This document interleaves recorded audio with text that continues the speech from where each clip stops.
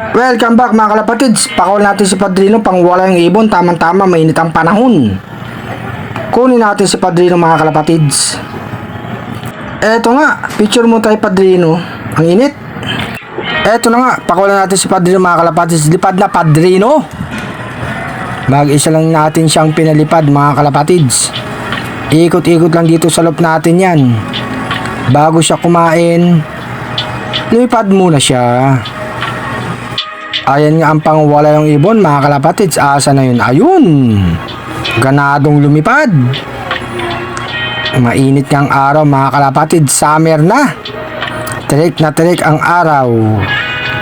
Pakainin ko yung magandang ibon mga kalapatids. Yung mga ibang ibon natin kumakain na sa baba. Ito si Maestro kumakain na rin mga kalapatids. Eto na nga si Padrino mga kalapatids. Bababa na.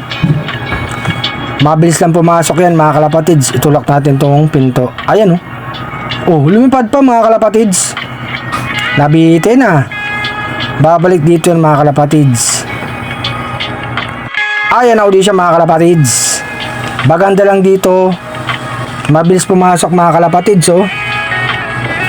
Hindi ka mag-aantay ng matagal sa kanya mga kalapatids. Ayan na. Papasok na yan mga kalapatids. Padrino! Nasa loob na nga mga kalapatids.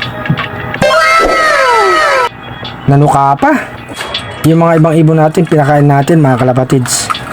Ganadong kumain. Pati itong nasa taas, Stichelbout. Pinakain ko na mga kalapatids. Iwalay muna sila sa cage. Oh, no, no, no, no.